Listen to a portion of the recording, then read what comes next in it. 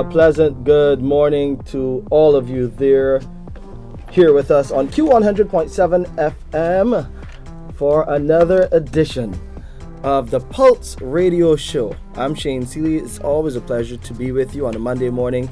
We start at 11, we go straight to midday, and we give you the opportunity here with us to speak about everything concerning the Queen Elizabeth Hospital.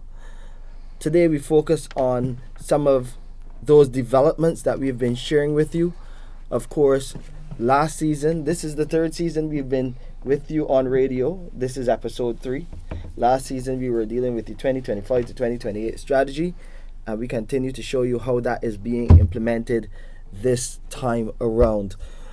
Recent events to give you updates on what has been happening at the QEH, and as many of you may have heard, the hospital was very busy over the weekend as we experienced another patient surge in our accident and emergency department.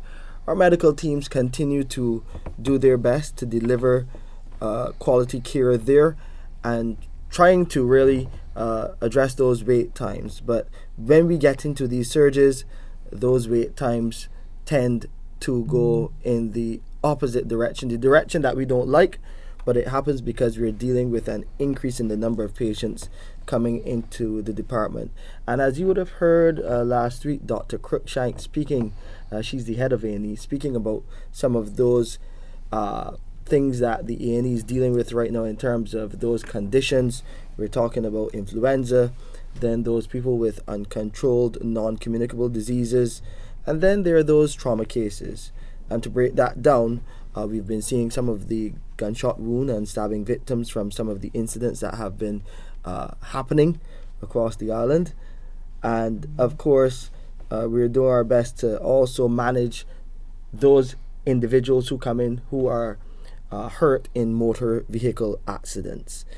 So please, and I always share this number with you right here on the Pulse Radio Show. You can call 536-4800, our patient advice and liaison service. And during these surges, we extend the hours from 7 a.m. to 12 midnight.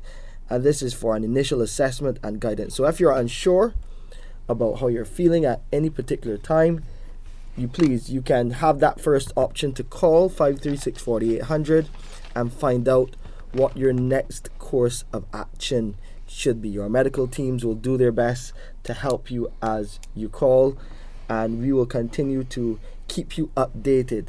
And I can promise you that the communications department, which is led by me at the hospital, will be doing some more frequent communication, just sharing those messages with you, what you need to know about coming to the accident and emergency department.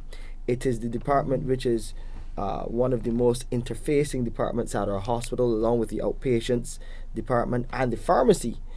So we want you to be in the know and understand how best you should utilize our services there at the Queen Elizabeth Hospital.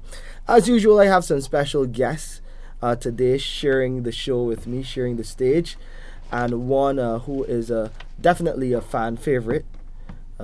People always call in. I had a caller last week, and she said she wanted to know when he was making an appearance, so here he is. Dr. the Most Honorable Corey Forde, our Director of Clinical and Diagnostic Services, and he has brought our Senior Radiographer, Susan Sookoo, who has been busy with the installation of the new CT scanner, making sure that everything is in place so that we can really improve those numbers as far as diagnostics go at our hospital. Good morning, lady and gentlemen. Good morning to you. Good morning. Good morning. Good morning. It's a pleasure to be here. Always great to have the team on here on the Pulse Radio Show. And remember, when you're ready, you can call us here on the Pulse Radio Show at 434-1007, or you can call 434-1070. The WhatsApp number, if you want to send a message, you can do that on 434-1007. So we have a lot to talk about as far as clinical and diagnostic services is concerned. Dr. Forde, yeah, good to have you. Yes, you were summoned last week, not by me, but called. Really? She wanted to know, when you were coming on. of course, to share some of what you are doing with your team, which includes, and in a big way includes, Mr. Sookoo, our senior radiographer, doing a lot of work, trying to get those diagnostics done for any especially. Yeah. So I just want to, first of all, say hello, give a shout out to all Barbadians listening today, and it's really good to be back here on the program. I brought with me someone who is very influential within the area. I'm going to be very early on. I'm going to hand over to her, really for her to give an idea of what radiology is, and then the type of departments which are there, and then she just mentioned some of the new initiatives, and I'll get into a little bit more details about that. I just want to showcase one of my very, very good, dedicated staff on the ground. I think that's also important. I just wanted to let every listener know we have a lot of dedicated people sometimes that work behind the scenes, and I just wanted to introduce her to all Barbadians this morning. Yes, I did ask Susan if she ever had a little sojourn here coming to CBC to talk to Barbadians about, the work that you do, because it is important work, and it really helps to connect the dots. It really helps to make that connection between that department, which is always, at the forefront, accident and emergency, and some of the work done behind the scenes to ensure that patients get the results that they need to continue on their journey through the QEH, that medical facility. So talk to us about the work you do. Radiology. Tell us about the department. Morning, everyone. With radiology, I always have a meme that I like to post. The doctors can see you, look at you, try to figure out what's wrong with you, but when it comes to seeing inside of you and seeing exactly the processes going on in you, it's radiology. That's where radiology comes into play. We take the pictures, we do the CT scans, we do the fluoroscopy images, we do ultrasound, we also do mammography, which I've been here before to talk about mammography. Okay. So with the radiology department in the Queen Elizabeth Hospital, we have about 4 main services that we offer, which are ultrasound, X-ray, CT, and fluoroscopy. We have intentions further down the road to bring back mammography and hopefully introduce something new, MRI.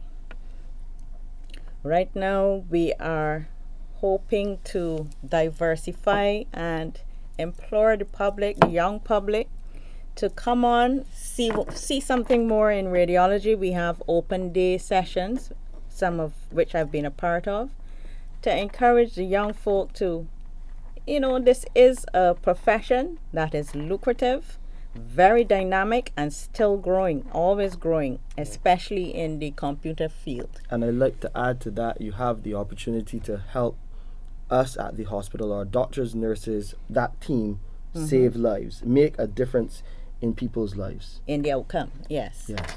Because with radiology, we help to improve how the doctors respond to any symptom. Exactly. So we're asking young people to come in. We have a apprenticeship that we do sometimes, where we offer you the ability to come in and see what we do on a daily basis, so that you can get a feel for the profession. And most people, they fall in love with it first day. I did. I know we're going to have a open day coming up sometime soon, and of course we will share that information with you right here on the Pulse Radio Show, and also on our website. You can go there to find out about radiology services as well, exactly what Susan would have just mentioned, what the team does there, and you'll have an opportunity to gain great knowledge and not only some insight into these additional services which are so critical. So I love the way Miss Sookoo started off this, really to introduce Barbadians to a profession which I think is significant and really creates an avenue for us to get treatment right on patients. And I think apart from our own clinical acumen, that we use a lot of this. And I would also say that the hospital over in tune with our strategic plan. We are already going forward. I think one of the reasons I'm here is we spoke about what we're going to do. Now it's time for action, and we've started one of those actions. I'm here to share with you that for the first time in Barbados, that we have a CT scan machine now in the accident emergency department. We've resurrected the X-ray services there. What is that going to mean for every Barbadian? And I think, how does that impact you? How does that impact our healthcare? It really impacts our healthcare by several mechanisms. But I'll start off by mentioning, and I think one of the most important things, by having a CT scan in the emergency department, it is a game changer in terms of getting appropriate therapy faster and targeted therapy faster. I always say, the neurologist, Dr. Simeona Jacinto, newly back, and give a shout out to her and her hard work within the Department of Medicine. But as she told me, minutes are brains. So what does that mean? The faster you get the imaging done for certain things, the better the outcome in patients. And I give you just a few examples. And although we are officially starting in 27, we technically started to do activity and work down there, and we've actually seen a positive outcome in one particular patient so far in that workup process. As you start up and see how things are going and see any challenges you get along the way, and we're actually able to impact people's lives and livelihoods. And I think that's what every single Barbadian wants to hear. I think one of the areas which we're going to work very hard on is strokes. There's already stroke protocols for the hospital. This is going to be a dynamic game changer, because we know that the earlier you show up in that emergency department, we can determine, is this a bleed in the brain? That can be a stroke too. As a stroke, a bleed in the brain can cause by that, or it can be caused, of course, by the typical strokes which people almost know, which is the most common one. And I know that if you get to the emergency department, we're able to get imaging early, and we know it's not a bleed, then we will tailor your care in one different direction, versus if it's a bleed, it's tailored in another direction. So this is very important. If you get there within that 3-hour time slot, so when you start getting symptoms that sound like a stroke, you know where you need to head to.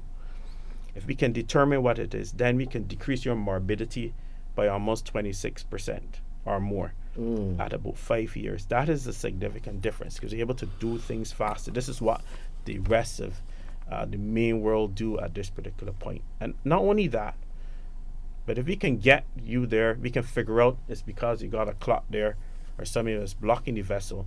Then what we're able to do is to give you almost, I'm going to make it simple for everybody, a clot buster. We're able to do that. Then we decrease your dependency later to have people doing stuff for you, so you can get with better mobility outcomes in terms of strokes. And people are now able, who probably would have been bedridden, are now potentially going to be able to walk again. So I think there's nothing that beats that. And of course, when we think about rehabilitation potential, your rehabilitation potential is now even going to be better. So that's just one. And I can talk about a few others later, but that's one of the major impacts that people are going to see in terms of getting that protocol out and in action. The earlier you get to the emergency department when you have features of strokes, and it turns out to be one which is what we call ischemic, or make it short, or make it simple, like a little block in the vessel, and you get that vessel undone, your outcomes are going to be better. But I want to flip the coin a little bit. Before you even get to having the stroke, I'm going to make again a special appeal to all Barbados to take note of your health. And I want you to stick a pin there, because I want you to expand on that when we return after this commercial break. Remember, the Pulse Radio Show is being brought to you compliments MedSafe Medical Supplies. For all your medical supply needs, visit MedSafe Medical Supplies Limited. We offer a wide range of products including wheelchairs, walkers, canes, crutches, blood pressure machines, stethoscopes, and so much more. Conveniently located on Gemmett's Lane, just a 2-minute walk from the Queen Elizabeth Hospital. And for your convenience, we deliver free to the QEH. Open Monday to Saturday, 8:30 a.m.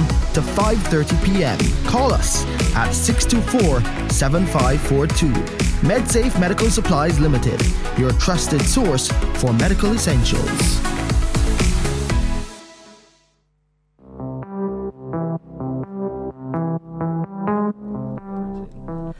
We're back with you on the Pulse Radio Show. A big salute to MedSafe Medical Supplies and Rohit and the team. Of course, making sure that, when you leave the hospital, you can go short there in Gemmett's Lane and pick up any medical supply that you may need. So you can go and check them out.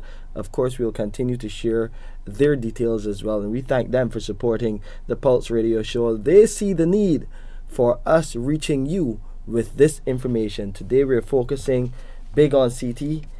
Big on radiology. Some people might ask us to say, what does CT stands for? So I'll put that to you, Susan, before we go back to Dr. Forde and his national appeal for people to be healthier in 2025. Okay. What does CT stands for? CT in radiology. Originally, it was called CAT scan, where C is for computerized, A for axial, and T for tomography. What tomography is? So it has nothing to do with felines. With what? Felines. No, not at all. Tomography is where you take in slices, pictures of the body. You take one area of the body and you take out a slice of that area and you take it up and you look at that slice. Then you look at another slice of the body and you look at it. But now it's no longer called CAT scan. It's now called just plain CT because we just do multiple planes. We don't just do the axial plane. We do coronal, sagittal. We do reformats where we can do 3D images. There you go. People know what that means. Dr. Forde, you were, before we went to break, you were about to make yet another appeal, because I know this is not the first time you've done that, and because I've had the pleasure to sit next to you, hearing you asking Barbadians to be more mindful about their health and putting their health first, making their health a priority. And the result of what we are seeing in accident and emergency is a clear sign that many people are still not doing that. The unhealthy practices, the not taking their medication when they're supposed to, the whole 9 yards. Yeah, so the truth is, all of us have to take stock of their health. Even the friendly doctor, I make it a course of mine every morning. I get up now, I go running on the beach. Something that I'd stopped doing for a while because I was so busy with work. But you have to, if the good doctor can do it, you can get up on the mornings and go running on the beach. And I have lots of things in my life to do. I can tell you, doctors, I always say doctors that, as preachers of health, as I would say, they should live that journey as well. Exactly. I can't come out here and tell people, to do something and then do something different. So you watch your weight, etc. But I just want to make a special plea to Barbadians today to take stock of your health. Your health is not about the doctor and what the doctor can give you and the nurse can help you and even go in the emergency department. Your health is about your personal well-being. And I think that particular part is important. So you got to make sure you take your medications as prescribed. And if you're having a challenge with them, don't just stop them and wait till 3 months till you see the doctor. Go back and follow up and say, look, I've been having this issue with the medication. Now it's bothering me, or in the meals it might be causing a little bit of problem with getting erectile dysfunctions, for example. And this, I ain't taking that because it's causing this or it's because it's causing that. It is important that you continue to get those checks. In terms of your diabetic medications, make sure you take them as prescribed. And not only take the medication prescribed, but there are home events that you can do to follow your therapy. How many Barbadians have a blood pressure machine at home that they check their pressure? How many of them check their blood sugars like they're supposed to? How many of you have, everybody in the family got diabetes, but you are quote unquote the only body who don't got it but never get checked before? How you know you don't have it? So it's those basic things that we need to get back to. A healthy lifestyle, a healthy person means a healthy mentality. You have lived longer to help your children through. You get to see your grandchildren and probably your great-grandchildren. So all of these are aspects people don't think about. I want to give you an analogy when I come back from this caller. We have a caller on the line. Welcome to the Pulse Radio Show. Good morning. How can we help? Good morning. Peace be on to each and every one a blessed and a spirit-filled week. Hello? Yeah, good morning. Yeah, I'm taking in the blessings. And happy I feel like a fresh breath of fresh air to hear my daughter, Dr. Forde. Good morning, sir. Good morning, my love. How are you? Well, I'm thankful for life. I just came back from the doctor. So I'll hurry back so that I can speak to you. Shane. Yes, please. I want to say thank you very much. And on behalf of my neighbor. So thank you very much. And You're I want welcome. to say thanks to Miss, oh dear Lord, Miss Green. Because she assisted too. So Miss Green, thank you. You know who you are. And I want to say a special thanks to the pharmacy. And to the, I don't know if they're driver, if it's driver or drivers, but may God guide us and traveling mercies be with them as they travel around to bring medication. Yeah. So I thank you all very much. And Dr. Forde, Yes, please. you have a blessed and a spirit-filled week, and may God continue to strengthen you and all the others and the hospital. I am hoping for the best of the hospital because we were the guiding light and the beacon of the Caribbean, and I hope that we'll be able to come back. We're heading there all day. Yes, and I hope that everybody, we have a lot of persons, Bajans, and those who are living in this country and those who are listening that would help contribute to the hospital to bring it back to where it was. Because things really hard.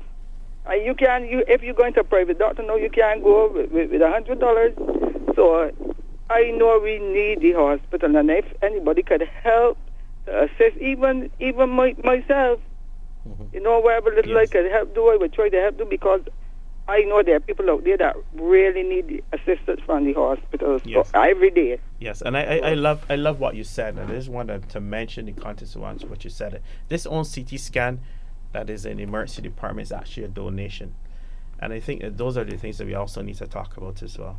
That every single Barbadian can contribute towards the betterment of the hospital. I said that we can contribute. Same way we could walk out with big phones and the same fast food that we are eating, that we're not supposed to eat certain things, we could contribute to help assist. Yes. Absolutely. And Barbadians, the average, I remember very well during COVID.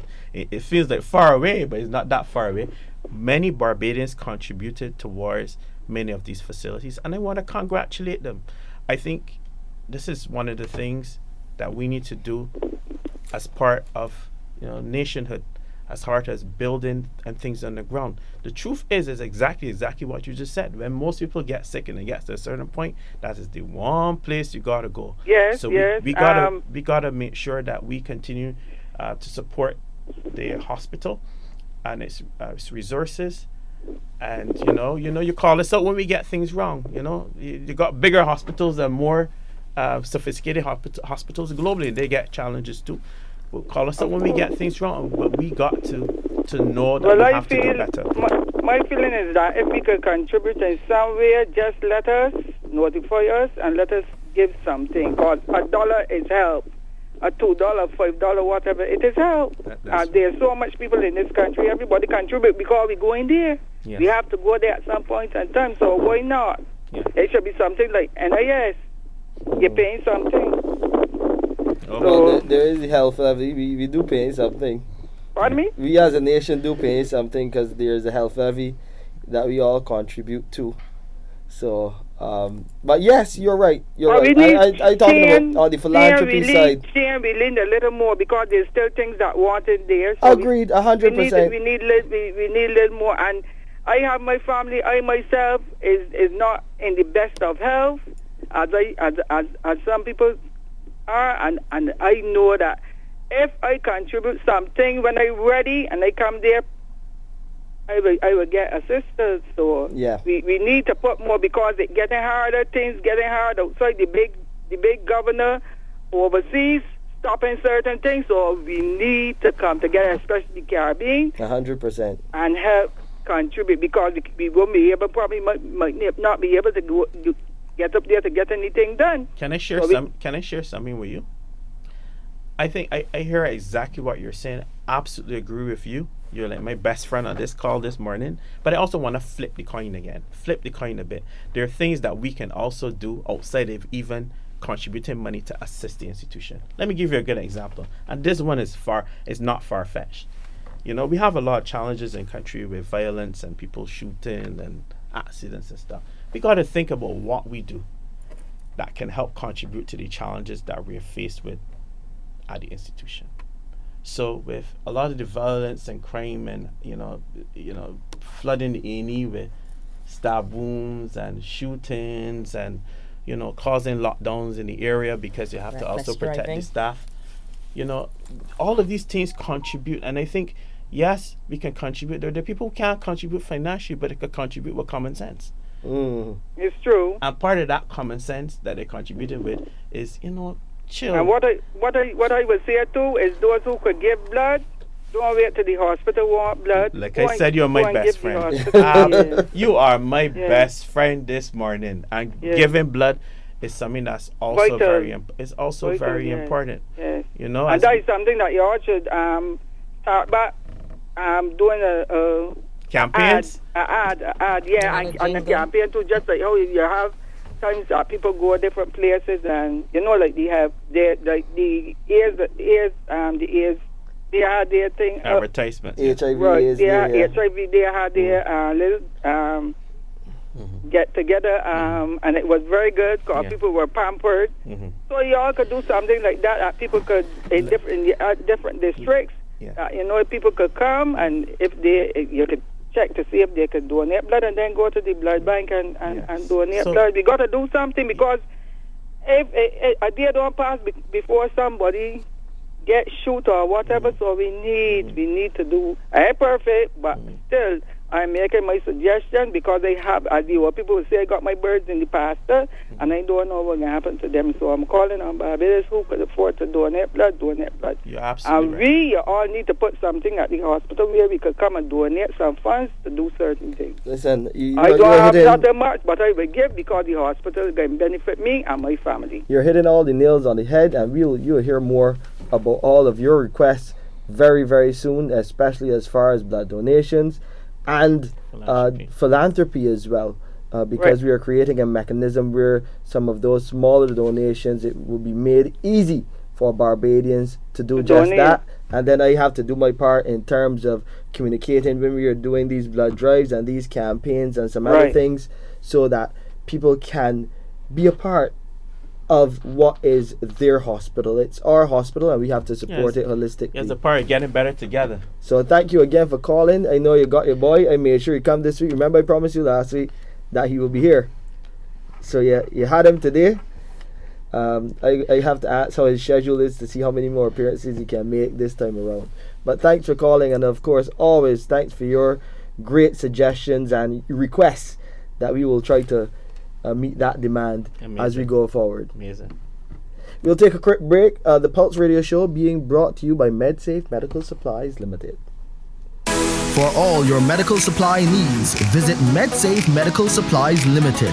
We offer a wide range of products including wheelchairs, walkers, canes, crutches, blood pressure machines, stethoscopes, and so much more. Conveniently located on Gemmett's Lane, just a 2-minute walk from the Queen Elizabeth Hospital. And for your convenience, we deliver free to the QEH. Open Monday to Saturday, 8:30 a.m. to 5:30 p.m. Call us at 624-7542. MedSafe Medical Supplies Limited, your trusted source for medical essentials.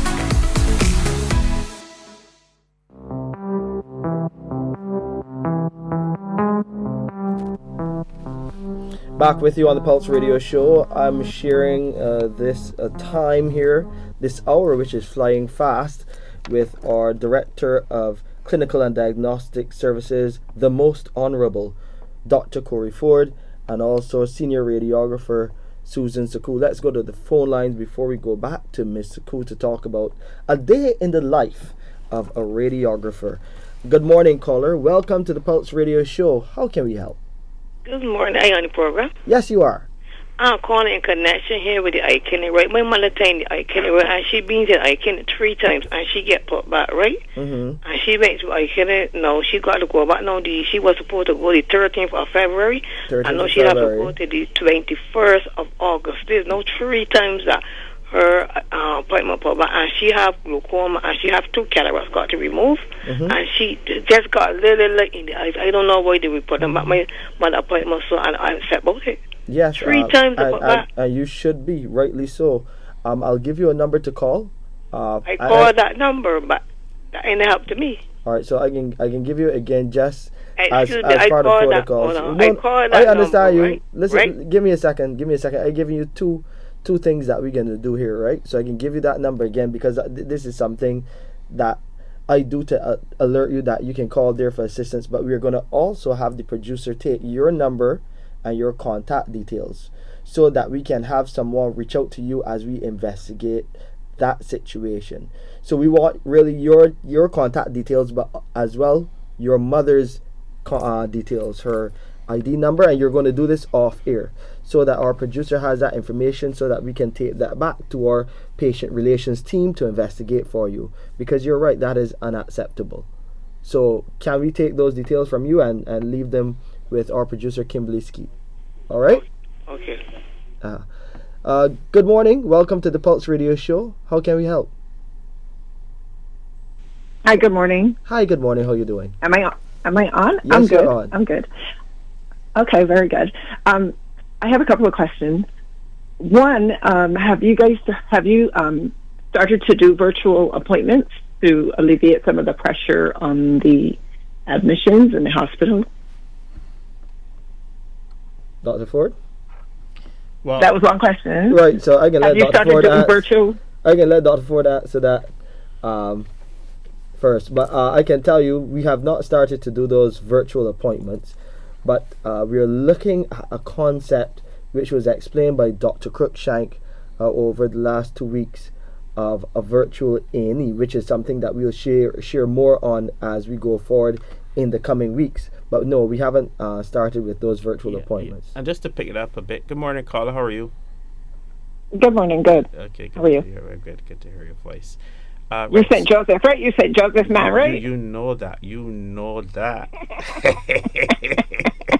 You know that. So yeah, just a little bit more about that. So the hospital in Jewstead in quick order, and we're working through a whole process. You don't just do these things just like that. And we're a little bit behind, but we're working through a process of having a health information system. Once that is in place, the thing you exactly just said becomes even a little bit much easier.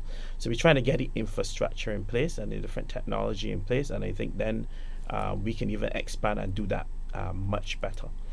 So just to let you know about that. So a lot of your records, and I believe personally, not saying that on behalf of the hospital here, but I believe that all patients should have access to their information. I'm accustomed coming out of that from working in Canada for many years.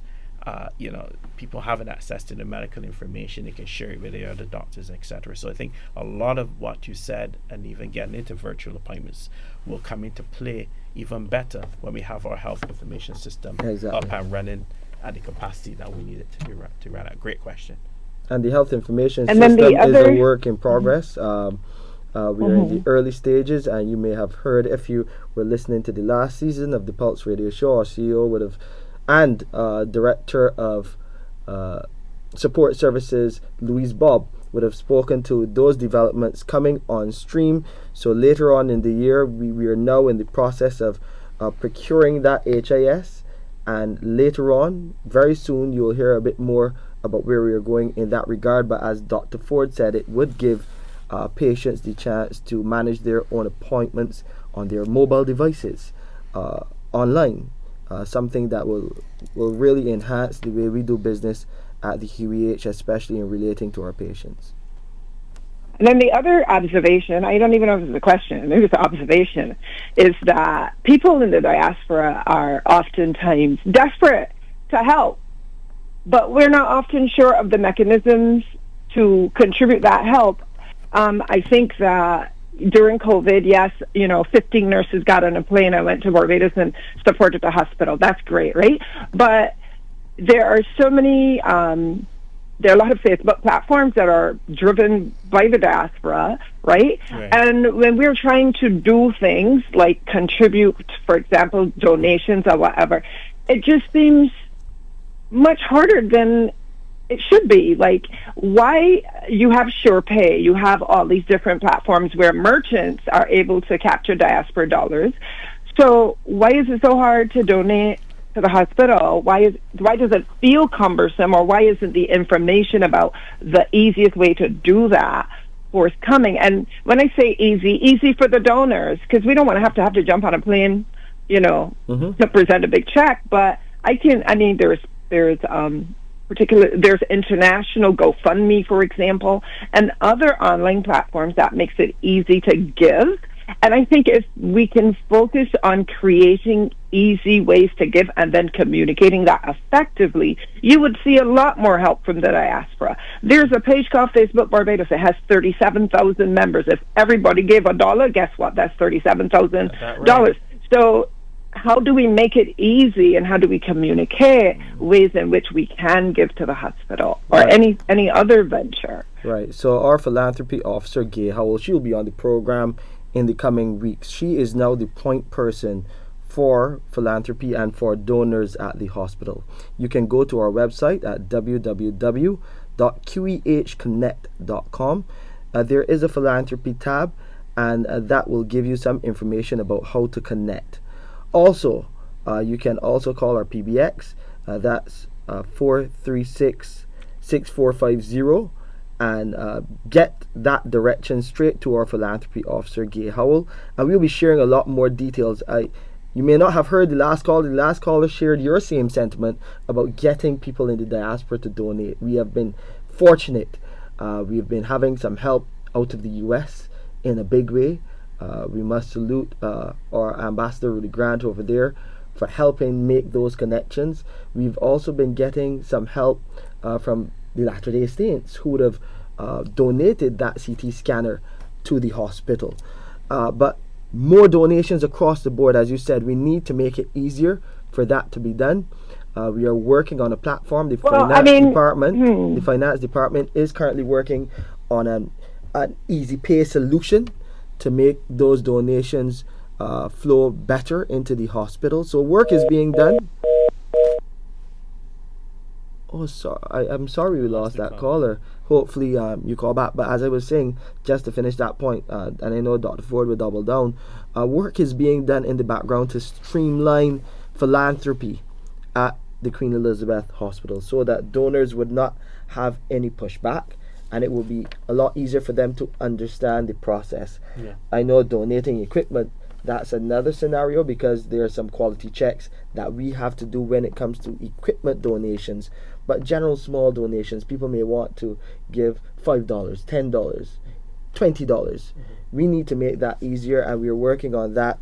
I know finance and philanthropy are working on a mechanism that can make that a whole lot easier, that operation between the donors and the QEH. Yeah, I really want to take the opportunity to congratulate the caller for the call and for the, one thing that's going on around globally is, people are having great difficulties with many things. To have someone even call in to talk about this and, trying to give towards something that's so important in terms of the institution. I mean, even if they're not living here, I think it's admirable. And I just want to first to say that, but also to join with Shane to say, yes, I think we need to obviously make the system a little bit easier and to communicate that well out to the public. I will tell you that is coming soon, and I'm sure once Miss Howell is here, she is a jovial soul and has done a lot in terms of getting many of the things that we have in hospital now. But I think it's also inherent on us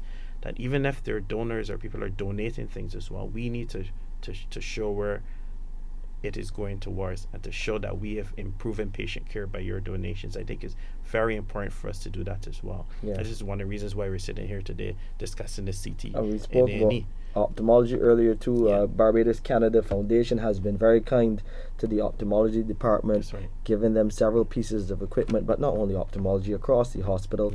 And these are stories that we will share. You go on our website, you go on our Instagram pages, you go on our social media, and you will see some of these stories, and we'll do a lot more sharing of those. And I have to say this, even in the setup of the CT and A&E, as we were building up towards an official start in the 27th, we've been doing obviously doing work and doing patients. And I just want to congratulate the guys at Latter-day Saints because they have done that. They've already impacted one life in Barbados already, and probably more that I don't even know today that are going on. But one that has changed the outcome in a patient who probably might not have been able to walk, be able to talk, and I can tell you for sure that life has been impacted already on this call. This is important. And I can tell you, radiology will be busy. Susan will be leading the team. Susan Sookoo, our senior radiographer, will be leading the team to really pick up the pace as far as those results, those diagnostic results are concerned. So I gotta ask, and I wanted to get to this a few minutes ago, what is it like a day in your life, a day in your shoes? First of all, let me shout out to my team. We are a small team of 13. However, we do a big job for the whole country. A big heart. Big job. And we try hard. We really try hard. We go above and beyond daily. Shout out to the team, radiology team. On our day we start with receiving those requests, and they come in sometimes 200 at a time on a day. Wow. We go through those requests and we try to see how we can best fit a protocol to suit the patient's presentation. And that's what radiographers do every day. They tailor, they very artistic and creative in trying to answer the doctor's questions. And so we answer those questions daily basis, 200 a day. Yeah. Oh, 200 a day. 200 a day. Okay. I know we've started in the early stages of A&E, and I want you to come back to that very shortly. We'll take a very quick commercial break. We have a caller on the line, and then we're going to join with a very special guest for a few minutes to get her input into all that is happening at the QEH. So stick around. We got a lot to talk about here on the Pulse Radio Show, sponsored by MedSafe Medical Supplies Limited. For all your medical supply needs, visit MedSafe Medical Supplies Limited. We offer a wide range of products including wheelchairs, walkers, canes, crutches, blood pressure machines, stethoscopes, and so much more. Conveniently located on Gemmet's Lane, just a 2-minute walk from the Queen Elizabeth Hospital. And for your convenience, we deliver free to the QEH. Open Monday to Saturday, 8:30 a.m. to 5:30 p.m. Call us at 624-7542. MedSafe Medical Supplies Limited, your trusted source for medical essentials.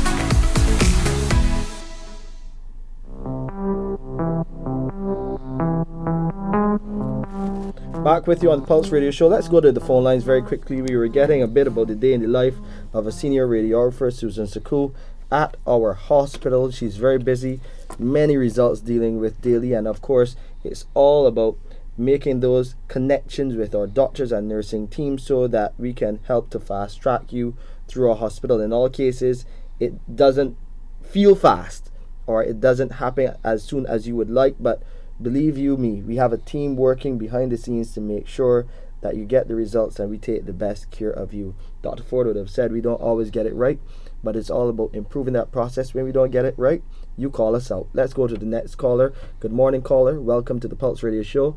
How can we help? Yes, sir. Good morning. Hi. Good morning. How are you doing? Yeah, I'm fine. I'm fine. I've been trying to get through to this program for a while now. I'm glad you got through today. Right. My problem is that I went to the hospital to see an optician. Mm-hmm. And I was delayed I got set back about 3 or 4 different times. And when I did get through to see the optician, he examined my eyes and he told me he saw a little cataract is growing on my eyes. So I got a question to ask you very quickly first. You got a referral from an optician or an ophthalmologist to come into the hospital? No. You just came into clinic? Right. And when I did saw the optician, he told me he saw a little cataract growing on my eyes. And I can consult with a private doctor, right? Mm-hmm. what's happened now is that if you are standing next to me at my right side, I can't see you. I can't see you. And I would consider myself to be one of the persons that bend down backwards for this nation, Barbados. Right. And I was more than surprised, more than frustrated to see what he had told me to go and see a private optician. Yeah, that is not how it should be done, and that's not what we want to hear.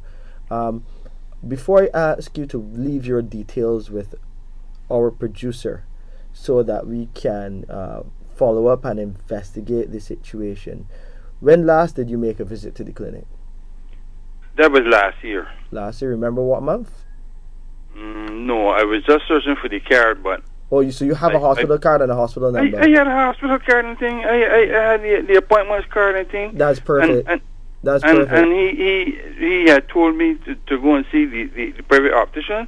And when I took back the card to the nurse, I think they were on it discharge. All right. So because you have the card, we will be able to find your details in our database. So what I would like you to do is leave your name and your number with our producer. You will do that off air, and we will have our medical team from the Patient Advice and Liaison Service, Patient Relations. They will contact you so that we can follow up and find out what would have really happened in this situation. And if it is that you have to get another appointment in our ophthalmology clinic, that will happen. But we got to investigate it first, and we will touch base with you to find out what exactly happened in this situation. Okay? Okay. Yeah, so please leave that name, number, your contact details, your hospital number. You can leave all that information with our producer, and we will follow up your situation. Okay. Thanks for calling, though. Thank you Okay. very much for calling. Thank you too. We appreciate that. As I said, call us out, Dr. Forde, when we don't get it right. That's right. I mean, then we got to fix it. Okay, let's go to the phone lines. I got to welcome in our Chief Operations Officer, Dr. Christine Greenidge. Is always great for her. And you know, when you were talking about those numbers, Ms. Sookoo, I was going to say, in the words of our CEO, enough. No, it's a lot. It's a lot. Dr. Greenidge, are you there? Dr. Greenidge, good morning. Good morning. Hello. Yes, I'm hearing you loud and clear, Dr. Greenidge. Okay. Thank you so much for bridging me in. I first want to thank Dr. Corey Forde and Susan Sookoo, who I think are doing a wonderful job and communicating with our public the wonderful work that's happening now in radiology and will continue. In particular, the presence of the CT scan in our AED has really made a dramatic difference. And very importantly, for patients who may be presented in the AED with rule-out strokes and or actual strokes, you know, the CT scan of the brain is pivotal for confirming such a diagnosis. But what prompted me to request you to call Shane and Dr. Forde is the voice of, I think it was two callers before, who spoke about wanting to make donations to the QH, and sometimes the bureaucracy that those not on island face in terms of getting their donations to us. And indeed, Gay Howell has made a crucial difference in reducing some of the navigation that folks were having overseas. And I can speak for myself singularly as a person who used to make donations on my own, and it was very difficult. But in partnering with our consul generals in key cities, especially in the United States, are making a big difference. You mentioned Rudy Grant out of Miami, and I know Gay is also working with the team in New York City and other targeted consul general cities throughout the country, as well as work continues in Canada as well. But I want to be an encouraging voice for the person who called in, and to say that I'm very cognizant. One thing I always say that myself, who was born in Barbados, who wanted to always come back and make a difference, that Bajans love their country. I don't care where they are in the world, they love their country of Barbados. And because of that love, they have an innate and a desire to want to give back. Sometimes small scale, doesn't matter, but just the whole principle of giving back to the country that birthed you and probably played a very critical part in your life and development is a wonderful thing. So we're working very hard with philanthropy to decrease some of that gap in terms of making it smoother, shipping items to the port, and then us having to clear the items. And so the conversations now via the Consul General's and Gabe's efforts are really around items and or supplies that we really need to make a huge difference in the care delivery and having on-hand supplies to help our patients. So that's what I wanted to share with the public, and I thank you. Thank you, Ms. Key, also for bridging me in on the conversations. So it was always a pleasure to hear from you, and I know that the listeners are looking forward to your return here with us on the Pulse Radio Show in studio. For sure. So that you can share more of your experience and your expertise, as you so well do. I'm so enjoying colleagues at the hospital rotate into the seat and answering the questions. I think that's so more important, and really appreciate you, Shane, and the continuation of the voice of the QH through its staff. So thank you very much. You're welcome, and your beautiful parish of St. Philip thanks you for sharing with us. Oh, my beautiful, wonderful parish of St. Philip. Thank you. We still in St. Peter, though. We still gathering in St. Peter. We ain't get down there You yet. just wait until June. Thank you so much, COO. Okay, thank you. Yes. Take care, guys. Yeah, Bye-bye. Yeah, COO will be back in studio with us very soon. She's busy working on a number of things, especially as we look to continue with our accreditation and a number of other important areas at the hospital. So, of course, when she has some time, she will spend some time with you right here on the Pulse Radio Show. But back to one of the terms that she uses, NUF. And the NUF is really associated especially with CTs and what is being done in radiology. Now that we are about to really launch full scale the CT in A&E, where can we go in terms of what we can do in diagnostic services, Susan? From launching CT in A&E, we now open up a little leeway for the outpatient and inpatient services. So we're looking now to expand and increase that capacity level so that we can now comfortably accommodate not just the polyclinics or the hospital outpatient clinics, but also the private sector, so that we can comfortably give them, allocate time that we can accommodate their cases. Because not only do we have the A&E CT that was donated, we also have a donated CT from the Maria Holder Trust. Right. And so then we will be able to concurrently run these two CTs upstairs away from A&E and accommodate both inpatient and the outpatients. We definitely will need staff. We will need staff. Right now we have 13 dedicated radiographers. I must say they're very dedicated because they work as though they are 20. They do. Oh. They keep things running smoothly. They work together as a team and back one another up.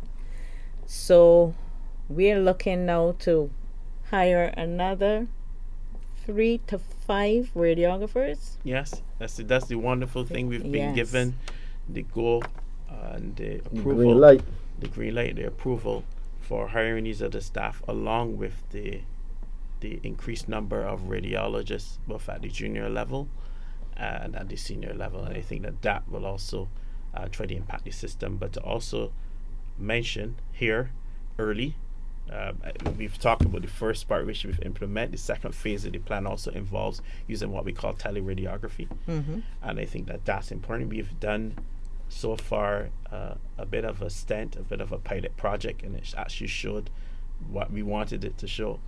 Nice. And I think that that's important. We know we're going to use that now to interface to make it even bigger, something that we're in the process of doing. So it will even allow not only for the imaging is done, but it has to be read. So it would allow us now to speed up that imaging. First base would be obviously looking at how we impact that in terms of the emergency department with the imaging that's done there, but then to now expand that even further by employing more people to do that test. But the radiologists in this department, they don't only read imaging, they do other things as well, including interventional components as well, which is do biopsies, breast biopsies, biopsies of thyroids, biopsies of other organs, liver, etc. So with that in place, and now the new staff that we're going to get, Shirley's already interviews are in process to get ultrasonographers, for example. That's going to open up a space within the institution which is beyond explanation from where we are right now. But we all need to do things properly. We need to do things strategically, and I think that's the process we're going about. Now we're looking at strategy, and we're looking at how we can implement these things in a phase mechanism, as opposed to trying to do. They know me already. Don't try to do everything all at once and then everything just goes down. But to do things strategically, show success, move on to the next effort, and share that with Barbados and share these sort of success stories. Okay, we have one final call here on the Pulse Radio Show. Good morning. How can we help? Yes, good morning. Hi, good morning. Prior to COVID, I had 2 appointments for procedures. With the onset of COVID, both of them were canceled. I have no problem with that. My problem is that since then, I received 2 calls from the hospital.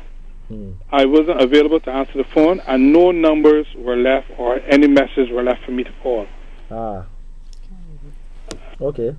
All right. So you want to know how you can reconnect so that we can get these? No problem, and we can definitely help you with that.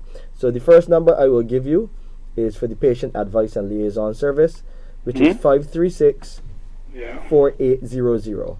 536 4800. Okay. So that's part 1. Part 2, as I did with previous callers, I would like you to leave your information with our producer so that we can follow up with that, so that we can have someone now reach out to you. So please leave your information with the producer so that we can follow up and find out what would have happened, where the communication gap, or address the communication gap, I should say, and get you back on track with getting the service provided at the Queen Elizabeth Hospital. Okay, thank you. You're very welcome. So remember, leave it with the producer off air and speak to her, and we'll get that information. And also remember, and this is for all listeners, 536 4800. That's the Patient Advice and Liaison Service. Final words from you, Miss Susan Sookoo, our senior radiographer. Yes, radiology is an exciting field, and we are here to help. We've always been here to help since 1800s. What? We're still here. Wow, 1800. Not as old as Colomere, 1895. Final words for you, Dr. the Most Honorable Corey Forde, our Director of Clinical and Diagnostic Services, and COVID hero, COVID champion. Final words from me today would be to every single Barbadian to stay stock of your health. Make it be your personal effort to improve your health from a day-to-day basis. Yeah. Thank you very much, Dr. Forde. And thank you very much, listeners, for spending the last hour with us. You have been listening to the Pulse Radio Show, a production of the Queen Elizabeth Hospital, sponsored by MedSafe Medical Supplies. We'll see you next week. We've got a lot more information coming your way, and they've been asking for a Gay Howell, so I'll go back to the hospital and make sure she can tell you how you can connect with the QEH to make those donations. Thank you for spending the time with us. I'll see you next week. Goodbye for now.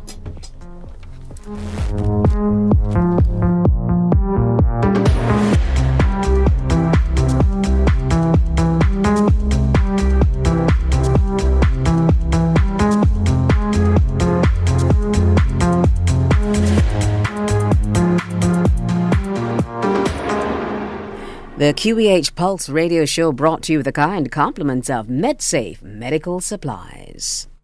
For all your medical supply needs, visit MedSafe Medical Supplies Limited. We offer a wide range of products including wheelchairs, walkers, canes, crutches, blood pressure machines, stethoscopes, and so much more. Conveniently located on Gemmetts Lane, just a 2-minute walk from the Queen Elizabeth Hospital. And for your convenience, we deliver free to the QEH. Open Monday to Saturday, 8:30 a.m. to 5:30 p.m. Call us at 624-7542. MedSafe Medical Supplies Limited, your trusted source for medical essentials.